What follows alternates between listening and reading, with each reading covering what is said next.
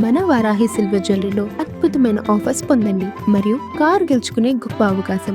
ఐపీఎల్లో నేడు మరో బిగ్ ఫైట్ జరగబోతుంది. ఈడెన్ గార్డెన్స్లో కోల్కతా వర్సెస్ పంజాబ్ మధ్య మ్యాచ్ జరగబోతుంది. వరుసగా 2 మ్యాచ్ల్లోనూ ఓడింది నైట్ రైడర్స్. ఖాతా తెరిచేందుకు కోల్కతా ఎదురు చూపులు చూస్తున్నటువంటి వేళ బ్యాటింగ్లో బలంగా ఉన్న బౌలింగ్లో తేలిపోతుంది కేకేఆర్ టీం. ఇటు వరుసగా 2 మ్యాచ్ల్లో గెలిచి ఊపు మీదుంది పంజాబ్. గుజరాత్తో పాటుగా చెన్నై పైన గెలిచి జోరు మీద ఉన్నారు. సో అయ్యర్ సేన ఈ నేపథ్యంలో హ్యాట్రిక్ విక్టరీ పైన కన్నేసినటువంటి పరిస్థితి దగ్గర పంజాబ్ కనబడుతుంది. సో కోల్కతా మాత్రం వరుస ఓటములతో ముందున్నటువంటి నేపథ్యంలో సో బ్యాటింగ్ బౌలింగ్లో స్ట్రాంగ్గా కనిపిస్తున్నటువంటి పంజాబ్ టీం ముందు ఈరోజు కోల్కతా ప్రదర్శన ఏ విధంగా ఉండేటువంటి అవకాశం కనబడుతుంది. ఒకవేళ పంజాబ్ గెలిస్తే మాత్రం వరుసగా హ్యాట్రిక్, కోల్కతా గెలిస్తే వరుసగా ఓటములు. తాజాగా ఈ రోజు జరగబోతున్నటువంటి మ్యాచ్ మీద మాత్రం ఊహాగానాలు అయితే ఇప్పటికే మొదలైన పరిస్థితులు కనబడుతున్నాయి. ఐపీఎల్ సీజన్లో అత్యంత కీలకమైనటువంటి మ్యాచ్ల్లో సో ఈ టీం బలహీనతకు సంబంధించినటువంటి అంశాలు కూడా చాలా కీలకంగా మారబోతున్నాయి. ఈ నేపథ్యంలో ఈరోజు జరిగేటువంటి మ్యాచ్కి సంబంధించి పిచ్ ప్రభావం ఏ విధంగా ఉండేటువంటి అవకాశం కనబడుతుంది, ఎఫెక్ట్ మరి ముఖ్యంగా చెప్పుకోవాలంటే వెదర్ యొక్క ప్రభావం ఏ టీం మీద చాలా స్పష్టంగా కనిపించే పరిస్థితులు ఉన్నాయి. సో గెలుపోటముల మధ్య సాగేటువంటి ఈ రోజు మ్యాచ్లో సో పూర్తి స్థాయిలో కేకేఆర్ వర్సెస్ పంజాబ్ జట్ల మధ్య ఉన్నటువంటి బలహీనతలకి సంబంధించినటువంటి అంశాలేంటి, ఇలాంటి అంశాల మీద నాతో పాటుగా విశ్లేషణ చేయడానికి ప్రముఖ స్పోర్ట్స్ జర్నలిస్ట్ వెంకట్ గారు నాతో పాటు అందుబాటులో ఉన్నారు. వెంకట్ గారు నమస్తే. ఈ రోజు మాత్రం ఐపీఎల్ మ్యాచ్ జరగబోతుంది కేకేఆర్ వర్సెస్ పంజాబ్ టీంల మధ్య. సో ఒకవైపేమో హ్యాట్రిక్ దిశగా అడుగులు, మరోవైపేమో వరుస ఓటములతో తొలి గెలుపు కోసమైన ప్రయత్నాలు. ముందుగా పిచ్ విషయానికి వద్దాం. సో పిచ్ ప్రభావం ఎలా ఉండేటువంటి అవకాశం కనిపిస్తుంది అంటారు? At the same time weather effect ఏ టీం మీద ఎక్కువగా ఉండేటువంటి పరిస్థితి ఉండొచ్చు అనుకోవచ్చు? ఎస్ సిరాజ్, అంటే మనం ఐపీఎల్ మ్యాచ్లు అనగానే ముందు కొంత టాస్ కానీ ఇవన్నీ కూడా కొంత కీలకంగా మారినటువంటి పరిస్థితి ఉంది. ముఖ్యంగా పంజాబ్ కి సంబంధించి కానీ ఇటువంటి అంటే బలమైన జట్ల విషయంలో టాస్ ఎటువంటి పాత్ర పోషిస్తుంది అనే దాని మీదనే విజయ అవకాశాలు అనేది ఆధారపడి ఉంటాయి అనేది అయితే స్పష్టంగా అర్థమవుతూ వస్తుంది. ఇక తాజాగా ఇప్పుడు నేడు జరగనున్నటువంటి మ్యాచ్ కి సంబంధించి కూడా కొంత ఉత్కంఠ అయితే కొనసాగుతున్నటువంటి పరిస్థితి. అంటే ఎవరు గెలుస్తారు ఏంటంటే 2 జట్లతో పోలిస్తే పంజాబ్ బలంగా ఉంది కాబట్టి ఇక్కడ ఈడెన్ గార్డెన్స్ పిచ్ ఎలా ఉండబోతుంది ఏంటనేది కొంత ఉత్కంఠ అయితే కనపడుతుంది. ఎందుకంటే ఇక్కడ మామూలు గతంలో బ్యాటింగ్ చేసినటువంటి జట్లు కానీ అన్ని కూడా భారీ స్కోర్లే నమోదైనటువంటి పరిస్థితి ఉంది. అంటే 200 పై చిలికే స్కోర్లు నమోదైనటువంటి పరిస్థితి ఉంది కాబట్టి పంజాబ్ ఉన్నటువంటి బ్యాటింగ్ బలంతో వాళ్ళు భారీగానే పరుగులు చేసేటువంటి అవకాశం ఉండవచ్చు అనేది కూడా వినపడుతుంది. అదేవిధంగా కొంత చినుకులు పడ్డాయి అనేది కూడా వినపడుతుంది. అంటే నిన్న కాస్త చినుకులు పడ్డాయి, కానీ ఈ రోజు మాత్రం కొంత పర్వాలేదు వాతావరణం అనేది అయితే మనకు స్పష్టంగా అర్థమవుతుంది. ఇక ఈ రోజు అంటే భారీగానే పరుగులు నమోదు అవుతున్నటువంటి నేపథ్యంలో ఇక టాస్ కూడా కీలకమయ్యేటువంటి అవకాశం ఉంది. అంటే నిన్న కూడా టాస్ కీలకమైంది, కానీ ఇక్కడ నిన్న మ్యాచ్ లో కొంత చెన్నై ఫెయిల్ అవడం అనేది జరిగింది. అంటే వాళ్ళకి పిచ్ బ్యాటింగ్ అనుకూలంగా ఉన్నప్పటికీ కూడా చెన్నై నిలకడలేకపోవడం వాళ్ళకి మైనస్ అయినటువంటి పరిస్థితి. ఇప్పుడు అంటే ఈ రోజు జరుగుతున్నటువంటి మ్యాచ్ కి సంబంధించి కాస్త స్పిన్ బౌలింగ్ కు అనుకూలంగా ఉండేటువంటి అవకాశం ఉంది. అంటే కొంత స్లో బాల్స్ వేయగలిగే వాళ్ళకి స్పిన్ బౌలర్లకి ఈ రోజు పిచ్ కాస్త అనుకూలంగా ఉండేటువంటి అవకాశం ఉందనేటువంటి కామెంట్ ఎక్కువగా వినపడుతుంది. ముఖ్యంగా యుజ్వేంద్ర చాహల్ ఈ మ్యాచ్ లో కొంత ప్రభావం చూపించవచ్చు అనేటువంటి అంచనాలు కూడా వ్యక్తమవుతున్నాయి. అదే విధంగా అటు విజయ్ కుమార్ వైశాఖ్ కానీ ఇటువంటి వాళ్ళ ప్రభావం అనేది ఈ రోజు మ్యాచ్ మీద ఉండవచ్చు అనేటువంటి అంచనాలు ఉన్నాయి. అయితే ఇక్కడ కేకేఆర్ ని కొంత ఇబ్బంది పెడుతున్నటువంటి అంశం ఏంటి అని అంటే 25 కోట్లు పెట్టి కొనుగోలు చేసినటువంటి క్యామరూన్ గ్రీన్ ఎటువంటి ప్రభావం చూపించలేకపోవడం ఇక్కడ మైనస్ అవుతున్నటువంటి అంశంగా చెప్పుకోవచ్చు. అదే విధంగా ఇక అటు అలాగే రమణ్ దీప్ సింగ్ కేకేఆర్ కి సంబంధించి ఫామ్ లో లేకపోవడం, ముఖ్యంగా అతను మిడిల్ ఆర్డర్ లో కీలకమైనటువంటి ఆటగాడు, కానీ అతను ఫామ్ లో లేకపోవడం వల్ల ఇప్పుడు మనీష్ పాండేని ఏమైనా జట్లో తీసుకొస్తారా అనేది కూడా కొంత వినపడుతున్నటువంటి కామెంట్. అయితే ఇక్కడ పంజాబ్ విషయానికి వస్తే శ్రేయాస్ అయ్యర్ ఫామ్ లోకి రావడం ఇవన్నీ కూడా కొంత కలిసి వచ్చేటువంటి అంశాలు. ముఖ్యంగా పంజాబ్ కింగ్స్ కి సంబంధించి ఓపెనర్లు ప్రభ్ సిమ్రాన్ సింగ్ కానీ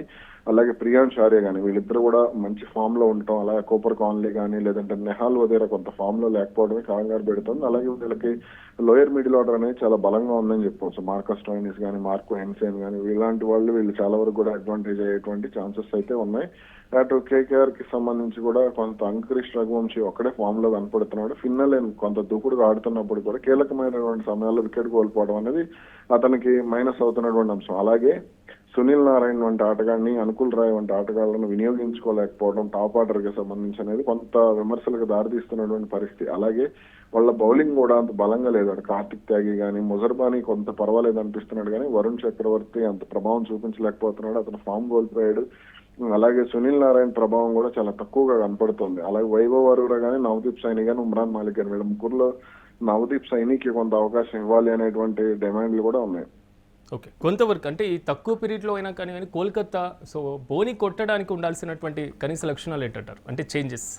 నాకైతే ఈ రోజు ఏ లక్షణాలు కనపడటం లేదని చెప్తాను నేను. ముఖ్యంగా టాప్ ఆర్డర్ కి సంబంధించి అయితే వాళ్ళు నిలబడకపోతే వాళ్ళు ముఖ్యంగా అజింక్య రహానే, ఫిన్నాలే వీళ్ళిద్దరూ కనుక పవర్ ప్లేలో కనీసం 70, ఈ రోజు పిచ్ కండిషన్ బట్టి కనీసం 70 లేదా 80 పరుగులు పవర్ ప్లేలో చేయగలిగితేనే వాళ్ళకి అడ్వాంటేజ్ ఉంటుంది. లేకపోతే వాళ్ళు ఎంత లక్షణాలు అంటే వాళ్ళకు మరి గంభీర్ ప్రభావం ఏంటో తెలియదు. అసలు మనీష్ పాండే ఎందుకు అవకాశం ఇవ్వట్లేదో అర్థం కానిటువంటి పరిస్థితి. మన రమణ్దీప్ సింగ్ నే మళ్ళీ ఎందుకు ఆడిస్తున్నారు?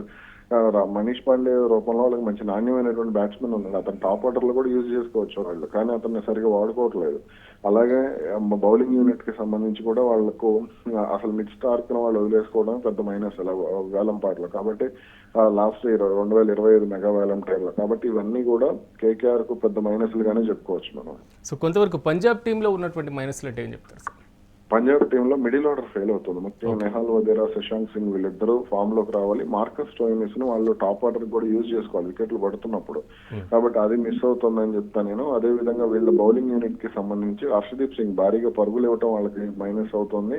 అలాగే ఇక్కడ జేవియర్ బార్లెట్ కూడా కొంత కీలకమైనటువంటి సమయాల్లో వికెట్లు తీయాల్సినటువంటి అవసరం కూడా ఉంది. అలాగే ప్రభసిమ్రాన్ సింగ్, ప్రియాన్ షారియా పవర్ ప్లేలో పరుగులు చేయాలి కంపల్సరీగా. వీళ్ళు కొంత ప్రియాన్ షారియా అంటే మన అభిషేక్ శర్మ లాగానో, రోహిత్ శర్మ లాగానో వీళ్ళలాగా ఆడే ప్రయత్నం చేస్తున్నాడు, కానీ దూకుడుగా ఆడకపోతే మాత్రం అది మైనస్ అయ్యేటువంటి ఛాన్స్ ఉంటుంది.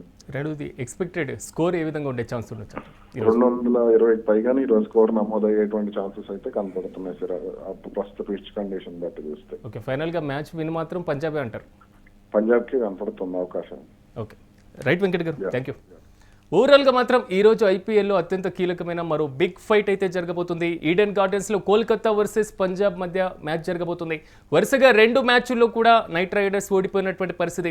ఖాతా తెరిచేందుకు కోల్కతా ఎదురు చూపులు చూస్తున్నటువంటి సిచ్యువేషన్స్ కనబడుతున్నాయి. అయితే బ్యాటింగ్లో బలంగా ఉన్న బౌలింగ్లో తేలిపోతుంది కేకేఆర్ టీం.